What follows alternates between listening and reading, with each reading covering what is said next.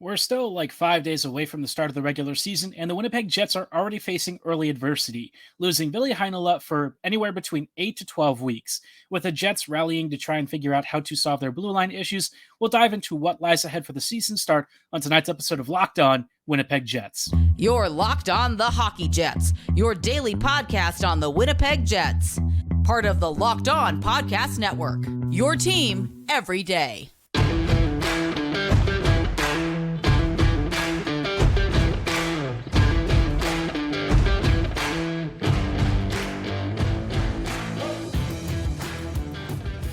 Greetings, friends, and welcome to this episode of Locked On Winnipeg Jets, part of the Locked On Podcast Network, your team every day. I'm your host, Harrison Lee, an avid Winnipeg Jets fan and an online blogger. You can follow me on Twitter at HLivingLoco and at LO_Winnipeg Jets. As always, thanks for making Locked On Jets your first listen of the day every day. If you like what you're hearing, be sure to like, follow, and subscribe on all of your favorite podcasting platforms and YouTube. Doing so, of course, is always free of charge and ensures you never miss another episode. But more than anything, we just love and appreciate your support. Now, like I said, top of the episode, the Jets, they've gotten some pretty bad news. This has not really been the start to the season that I think any of us wanted. Winnipeg is already going to lose one of its very intriguing young prospects, a guy who, after spending a couple of years toiling in the minors, occasionally having some NHL call-ups, and quite frankly, not doing enough to steal and earn a long-term spot, Heinola really set out to steal a spot this year. He came into camp, and it was like he was a totally different player. But if you've been paying attention to his development, you probably know it wasn't actually that much of a departure. It was just consistent, right? Consistently strong defensive reads, much better offensive possessions, and more useful distribution, great command of the puck and the ice. Basically, all the things that you would want from a guy who would, quite honestly, get elevated minutes as one of Winnipeg's best attacking blue liners. And here, instead of celebrating what should have been a chance for him to earn a role and finally get into the Jets lineup, Heinola's flying back to Finland to be with his family while he mulls whether he gets surgery or not. Now, the news from the Jets is not quite as bad as we were thinking about, right? ACL, MCL, that was initially one of the fears because when you look at how he went down, right, it wasn't a lot of contact at the knee, but then he immediately grabbed it, which if you've ever torn anything in your knee, and I had somebody following me on a mountain mosh pit, it was bad, right? I tore my meniscus, and that stuff takes a really, really long time to heal. It is very difficult. It is not something that you entirely recover from in some cases. Heinola, I think the benefit is that he's very young, so if he did have tissue damage, maybe, or a ligament tear or something, he'd at least hopefully come back relatively healed up. But thankfully the Jets dodged that. The bad news is that the time frame is still pretty long. So Heinola fractured his ankle, apparently more than one fracture from what I understand. You would have to land on it at just the wrong angle, which is really unfortunate. I know immediately I saw comments of people taking victory laps about him being too small or something. And I'm like, honestly, just stop being a fan of the team if that's your take. If you're celebrating, first off, any of the Jets players getting injured, why bother rooting for the team? But secondly, in his case, it had nothing to do with being, undersized or anything like that. He just literally landed on the wrong part of his ankle. That stuff could really happen to just about anyone. So super unfortunate, really terrible. And for the Jets, it is kind of a setback, right? Because when you look at Schmidt, Pierre-luc, Dillon, Morrissey, DeMello, and Sandberg, right? How many of those guys came into camp looking like they were ready for the season? Only a couple of them at most. And while you probably expect Dillon to round into form, I think we kind of know that Schmidt and Pierre-luc have not really lived up to expectations. And I think Pierre-luc has been especially hard on himself about it. But at the end of the day, the way that he plays, how he attacks, how he defends, that stuff's not really going to change. So, whether he's frustrated with his own performance or not, the Jets are going to have to make some hard decisions. In the meantime, they're not going to be able to do much of anything except more or less wait for Heinola to heal up, and if he gets surgery, it might be more like 3 months that he's sidelined. If he does not get surgery and heals up quickly, the soonest he can return is 8 weeks. But I'm not really banking on that. I would say 12 weeks is probably the safer bet. And honestly, I'm not really inclined to rush it. I don't want him to put himself in a position where he's racing to get back and somehow has a tremendously bad, setback that impacts the longevity of his career. Just heal up, take your time, spend time with family. I think that roster spot when he comes back, he'll have a chance to fight for it again. But it really does suck that somebody who everyone pretty much was rooting for, and if you heard from you saw the quotes from the players, even his teammates were desperately wanting him to earn that spot. Appleton, Lowry, I think, said something. I want to say Dylan had a comment. Everyone just took it really hard. So this is a frustrating thing. And now it becomes a question of next man up. But Schmidt was already injured, so I don't know what his return is going to look like. And then you've got Stanley and Capobianco as your two other options. Now, the third option, Declan Chisholm, I got to be honest, I don't think is going to be given a shot to earn that spot. He hasn't really played at the NHL level consistently. I think with the Jakob Bernard Docker situation, with him getting waived and not getting claimed, maybe the Jets are going to try to sneak Chisholm through waivers. My feeling is that somebody will take a flyer on him, but the other side of the coin, right, is that teams may look at it and say, well, that's going to take up a contract space, and we may not have a lot of those, so we have to make sure that when we make the claim, it's got to be somebody who's almost guaranteed to be an NHLer.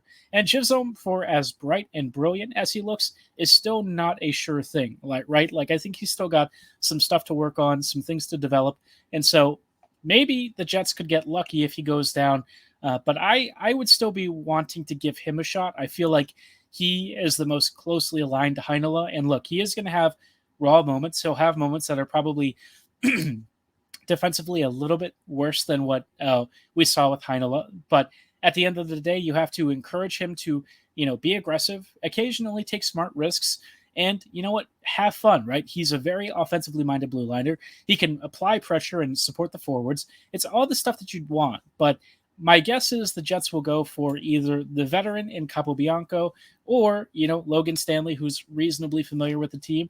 He's been around for a while. He may not have played a lot of games recently, but, Bones, I think, does have a modicum of trust in him. Not a lot, if we're being honest, but enough to where he'll get third pairing minutes. Overall, though, the Jets don't have anyone who can really just do what Heinola did at the level that he did. And I think that is what is so disappointing, right? Ville finally looked like a guy ready to step into the next level of hockey and really take that spot and make it his. So tough one, but I guess if we're trying to look for positives and stuff, it's only 8 to 12 weeks or so. It could have been so much worse. It could have been the whole year, the whole season, and we wouldn't have Heinola until next year. So I'm going to choose to look at the positives. I think that there's a chance he comes back, in the next several weeks, hopefully stronger and better than ever, but let's just hope for a speedy recovery. Now, in just a little bit, I want to talk about how the Jets can kind of get creative without some of the elite blue line ability that Winnipeg, quite frankly, needs, and maybe some of the attacking prowess now that Heinola is sidelined.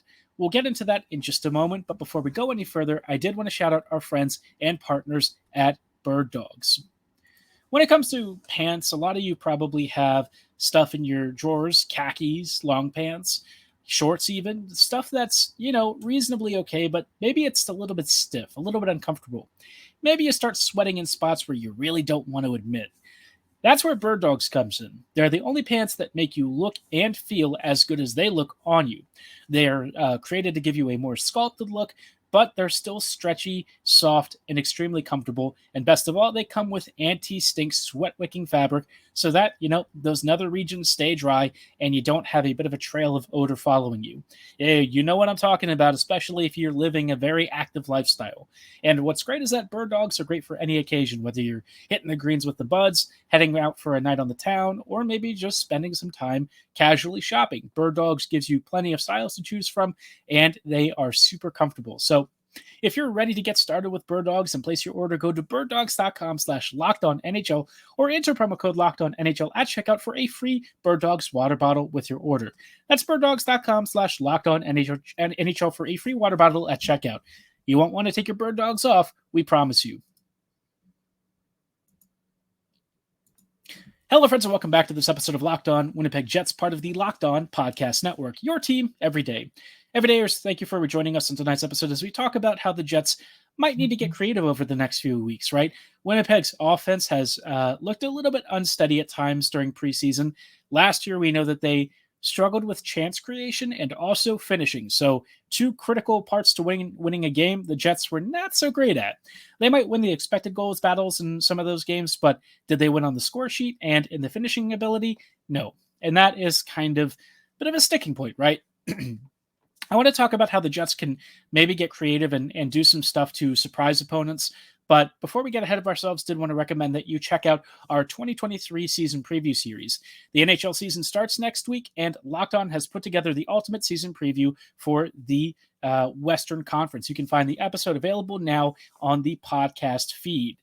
Of course, we have some clips, I think, from my show, probably talking about the Jets season, what's upcoming, all of the big questions around Hellebuyck and Scheifele. But of course, all of that stuff is still very much in progress. But you also want to listen for how our other Central Division opponents are doing, because they are going to influence where the Jets finish this year. So let's hope for gold stars is all I can say. Now, speaking of where the Jets are going to finish in the division, one thing that the Jets can do for themselves is getting back on the score sheet more consistently. And I think that's where Winnipeg's additions to the forward group have actually had a tangible benefit. From what I saw in preseason, right? And look, it is preseason. That comes with plenty of caveats. Some things that are likely to improve, some things that may not change, and some stuff that's just kind of, maybe not so great. Let's talk about the depth forwards, though. I think this is where the Jets are going to have a big advantage over some of their rivals. The bottom six with like Barron, Nemesnikov, Lowry, Appleton, Kupari, Nemesnikov, that's kind of like an elite depth unit. Now, I'm not going to say that it rivals Vegas per se, but I think compared to a lot of other teams, if you look at those two, like third and fourth lines, I mean, that's pretty boss. You might honestly have two third lines, and the addition, of course, of Iafallo now is going to make a legitimate impact. Kupari's an upgrade on Stenlund. Iafallo's an upgrade on Harkins, very clearly a big upgrade. So I feel like this set of trios has the potential to be really fun. I think what Winnipeg is going to want to do, though, is try and create more off-the-puck movement.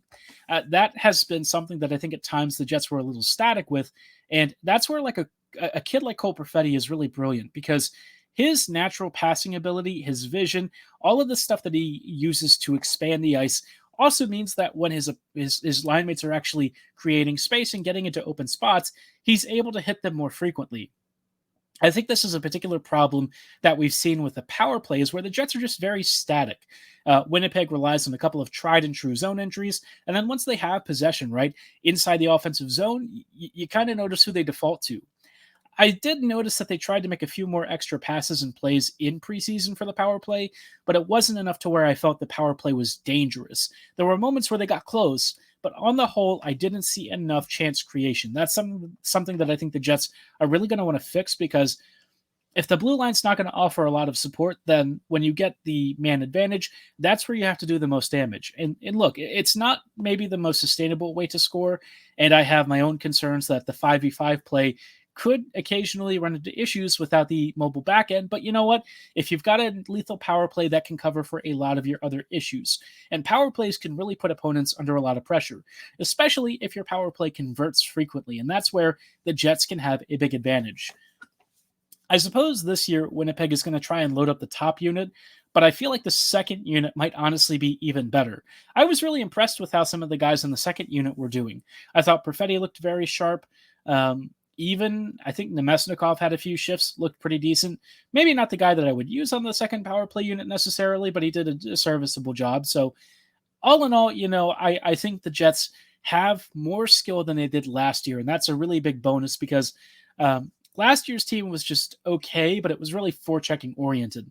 This year's team, I could see having some legitimate teeth, and that for the Jets and for us as fans would be fantastic, because I think we're tired of watching Winnipeg not score. It's been an issue that's plagued the Jets over the past couple of years, particularly bad last season. Wasn't as bad the previous year. They finished a few more opportunities, but even then, you look at like the league-wide shooting percentages and where the Jets finished in the past couple of seasons, it was not particularly good. So I'm hoping this year With the addition of more talent and skill up and down the lineup, the Jets are going to create more greasy opportunities, score more finishes, and just generally pressure opponents the way that we know they can. Those waves of pressure that the Jets are capable of creating can overwhelm opponents and make them, cause or force them into mistakes. I think that's a big thing for the Jets to take advantage of and ultimately hit back on counters. So a lot for the Jets to consider. I think creativity is maybe one of the biggest things that they need, and hopefully this year they're going to show off a lot more than they did last year. But let me know what you think about this team and how you think about the creativity. I think we're going to have our reader polls, or I guess reader votes for tomorrow's episode, and kind of dive into how you're feeling about this. I'll probably include this as a question just because I'd be curious to know what you think is like the most needed aspect for this team to be successful this year. And don't say Hellebuck. I know Hellebuck is the easy answer, goaltending and stuff, but maybe think about something tactical, right? We'll talk about that on tomorrow's episode. But for our final stretch of the show, I just wanted to spend some time previewing the season start, because Winnipeg's first few games this year, it's not going to be a walk in the park. Before we go any further, though, I do want to shout out our friends and partners at Indeed.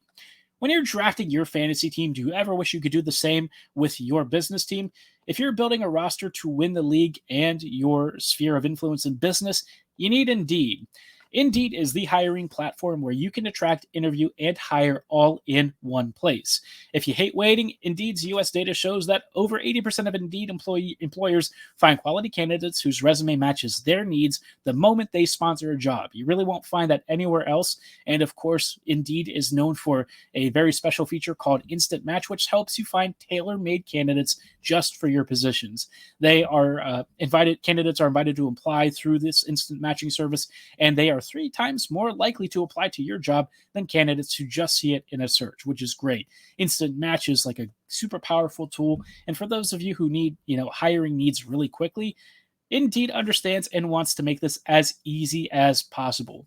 Join over 3 million businesses worldwide using Indeed to hire great talents fast. As somebody who used Indeed himself, I can say as an employee looking for work, it was seamless. So Indeed knows when you're ready and growing your own business, you have to make every dollar count. And that's why with Indeed, you only pay for the quality applications that match your must-have job requirements. To get started, visit Indeed.com/lockedon to start hiring right now. Indeed.com/lockedon. Go to Indeed.com/lockedon. Terms and conditions apply. Cost per application pricing is not available for everyone. Need to hire? You need Indeed. Hello, friends, and welcome back to this episode of Locked On Winnipeg Jets, part of the Locked On Podcast Network. Your team every day. Every day, thank you so much for rejoining us in tonight's episode as we close out with some thoughts on upcoming games for the Jets, because Winnipeg's start to the season is going to be, well, quite frankly, pretty challenging. I'm not going to mince words. This is a tough schedule to start, and doubly so with the injury to Heinola, which would have been really helpful to have him, especially against some of these faster teams like Vegas and Panthers, right? But let's start off with the first game. Season opener going to be against the Calgary Flames on October 11th, and we all hate the Flames. I think the Flames even hate the Flames. Sometimes. This year, they seem to have good vibes, but I'll tell you what, man, if there's a team in the NHL that I despise more than Calgary, I don't know it yet. Every bad thing that seems to happen to Winnipeg, whether it's player injuries or embarrassing defeats, somehow seems to involve the Flames. I don't know what it is with this franchise being Winnipeg's boogeyman, but it is very annoying, and I'm so tired of it. All that would be at least temporarily pushed aside if the Jets can start the season off with a big win. Winnipeg did beat them in preseason, but like regular season, how is that going to go? Don't want to put all of my chips in one basket just yet. So let's see how the Jets fare. It's a late game, a 10 p.m. time start for me, 9 p.m. for those of you in the central time zone. Hopefully the Jets come out swinging, because the Flames certainly will. They were very physical during preseason. They now have Backlund locked up for at least a couple more years. Lindholm, I think, is on the verge of extending at some point. So yeah, this team, very annoying. Then on the weekend, the Jets get their home opener against the Florida Panthers. This should be a fun game, earlier afternoon start, which is a great boon for me, because I think the Orioles will probably have some games that weekend. Would be nice to be able to catch those. But obviously, a lot of you are Jays fans. I'm sorry, didn't exactly go that well for you in the postseason. But hey, at least the Jets are here to take away some of the pain.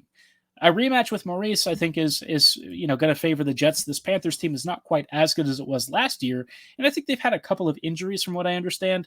I think this is a good opportunity for Winnipeg to kind of start building some early momentum. That first tough game against the Flames could be a difficult out, but then you come home for a stretch, and you're going to face Florida at first, maybe get a nice win, because the next two games are going to be much, much tougher. Winnipeg is going to welcome LA and Vegas on, Tuesday and Thursday, the 17th and 19th. And I'm going to be honest with you, I don't know how that game set of games is going to go. The Kings this year should be really good. Dubois, it'll be his first time back in Winnipeg since the trade. I'm sure Jets fans will boo him. Can't say I blame them, if I'm being honest. As much as I like Dubois, I can kind of understand why people are a little bit pissed at him. And then Vegas, the Stanley Cup champs, reigning champs, still an extremely strong team, very deep, very fast, and traditionally a squad that has given Winnipeg a lot of fits. So this is a super tough start. And then things don't really get easier because Winnipeg will hit the road for a game on the 21st against the Oilers, which, Edmonton, look, they might be a bit of a chaotic team. Everyone likes to make fun of the Oilers, but I'll tell you what, they are not an easy opponent. And over the past couple of years, while they're still not good, they have gotten much better and they're more consistent. So not a fun team to face, especially after having gone through some of the really strong teams in the Pacific Division. That whole first couple of weeks really is like a Pacific tour. So yeah, not too excited about that if I'm being honest. Then on the 24th, the last game we'll talk about tonight, the Jets are going to head to back to Canada Life Center for a game against the Blues. Will be interesting to see how St. Louis looks. This is like the first of, I would say, their real rebuilding stretch. They've gone through a lot of iterations over the past couple of years where they made some tweaks and tried to keep that core together. Now that Tarasenko is gone and some of the kids have been extended long-term, I don't really know what the Blues are up to, and I don't know how they're going to structure things, but my guess is they probably want to start building through the draft. So if the Jets can get themselves a nice little win here, I think that'd be great. I kind of feel like we're in danger of seeing the Jets be 3-3 or 2-4 to start the season, though, because, again, this is a really tough schedule. I will say the benefit of how it was structured is that the Jets have 4 of their first 6 games at home, which is a great blessing. 4 out of 6 is not, perfect, but it's as close to it as you get. So if the Jets can at least take care of business in one of the road games, maybe they can turn things around at home and get a couple of wins. Would be nice if they could take advantage of some tired traveling teams, but we know how the Jets are. We know that doesn't always happen. So give me your predictions to the season start in the comments below or at my social medias at HOLivingLoco and at LO_Winnipeg Jets. For tonight's show, though, that is going to be all the time that we have. I thank you so much for making Locked On Jets your first listen of the day every day. Like I said, tune in back tomorrow for some reader poll stuff. I skipped over it earlier this week just because I screwed up one of our recordings. So this will be a chance for me to kind of think about some of the questions, and I'll probably ask you some stuff from either this show or previous episodes about some major tactical decisions and your expectations for the season. But like I said, for tonight, that is all the time that we have. Thanks again for listening. Have a great night. And as always, above all, go Jets, go.